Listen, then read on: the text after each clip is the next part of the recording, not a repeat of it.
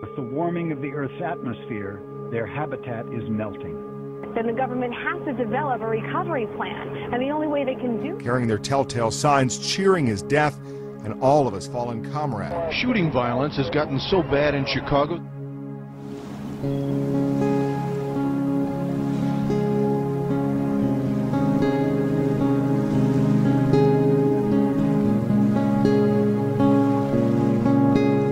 With the arising dawn of human potential, it is time for our little world of Shambhala to take fragile steps into the greater world of unpredictability.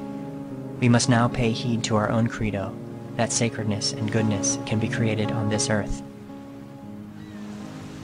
I think we all know that these are trying times for many people. It's so obvious when we look at the world right now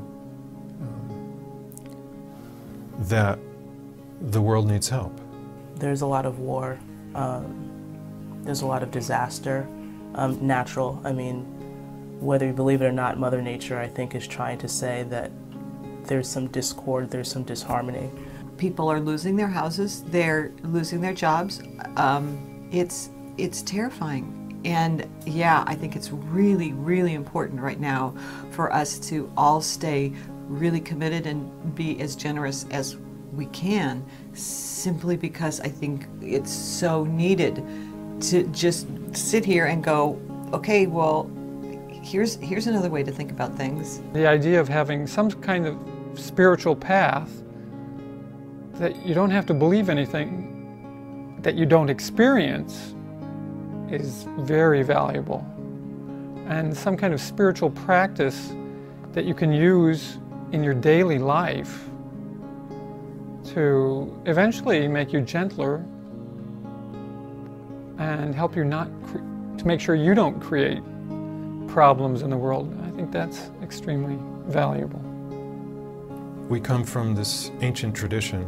It's over 2,500 years old, so our roots stretch way, way back. And we're here at this pivotal moment where this tradition, Tibetan Buddhism and the Shambhala tradition in particular, has come to the West. It's planted. It is here. It's well planted.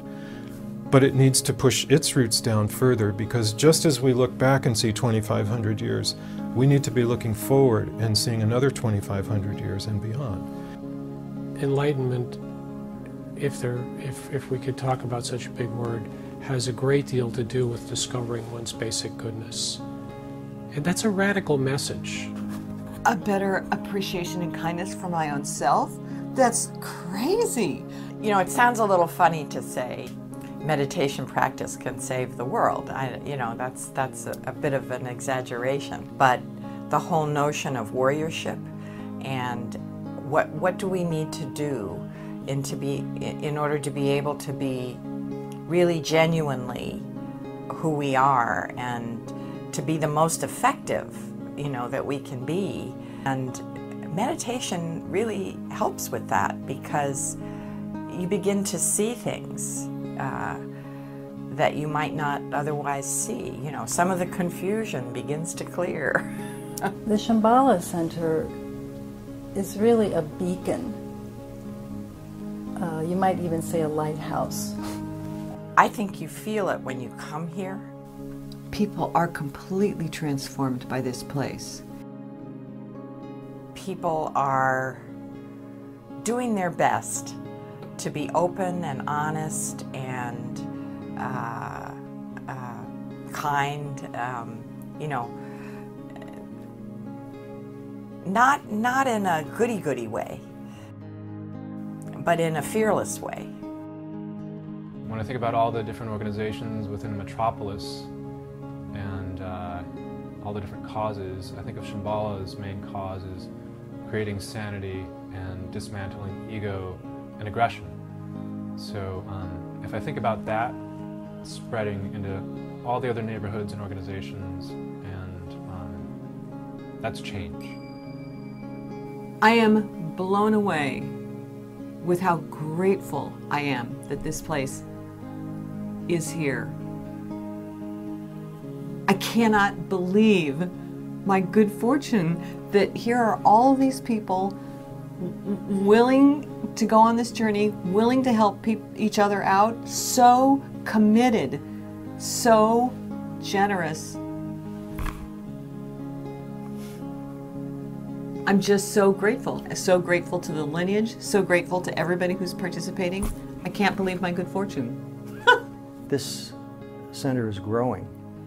Whether we like it or not, it's growing. What I've noticed is this trend, this really vast increase in the numbers of people that are coming to the center.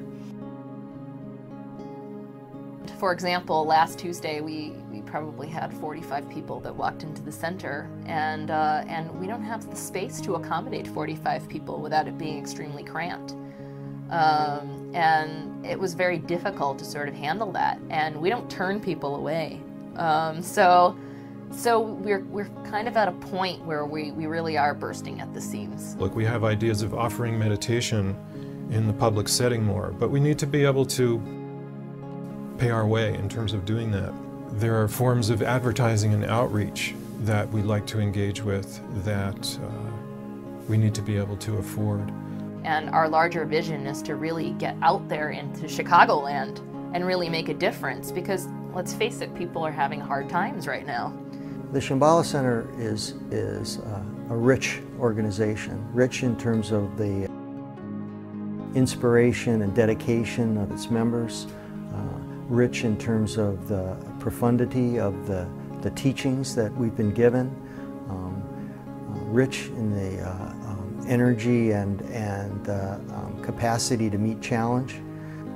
So with all that richness, we still need the financial support to be able to continue to do the things that we're doing now, as well as to meet the challenges of growth in the future. I think if you support a center that provides that kind of harmony in, with one another in relationship, with, a greater sense of community, then I think that the world will kind of rebalance itself. There's no other source of support except program income and individual donations. The more you can give, the more people you're going to help, the more sentient beings you're going to help, one way or the other. And I don't think you can go wrong with that. Let us worthy Shambhalians wake up every morning with a vast mind, an inconceivably large heart, and a body full of intention. Let us create a world endowed with peace and dignity. Then the great eastern sun can shine, illuminating the world,